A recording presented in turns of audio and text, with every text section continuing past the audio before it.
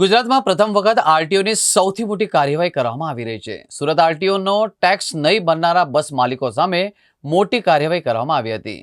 બસને ટેક્સ ભરવામાં અખાડા કરનાર બે સંચાલકની મિલકત પર બોજો પાડ્યો છે.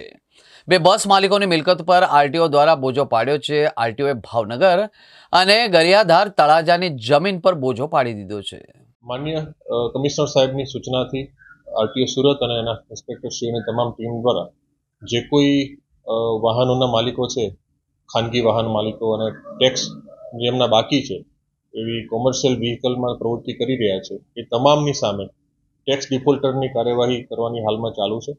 જે લોકોનો ટેક્સ ભરવાનો બાકી છે એ લોકોને અમારી વિવિધ ઇન્સ્પેક્ટરોની લગભગ 13 જેટલી ટીમો અત્યારે કાર્યરત છે અને એ ટીમો દ્વારા ટેક્સ ભરવાનો બાકી હોય તેને ડિટેન કરવાની કાર્યવાહી હાલમાં ચાલુમાં છે.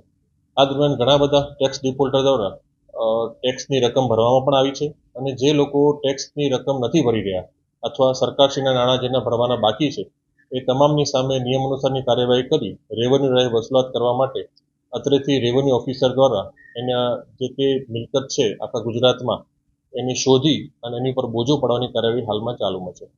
એ દરમિયાનમાં વિવિધ બે એવા ઈસમો સામે એના જે કોઈ સરકારી નાણાં છે વસૂલાત માટેની મુદ્દલ અને જો સમયસર એ ભરવામાં નહીં આવે તેમના વ્યાજ સહિતની વસૂલાત કરવા માટેની કાર્યવાહી અત્યારેથી ચાલુ છે અને એ બાબતમાં એમની જે કોઈ પ્રોપર્ટી છે એનામાં શોધખોળ કરી અને પ્રોપર્ટીમાં બોજો દાખલ કરવામાં આવેલ છે.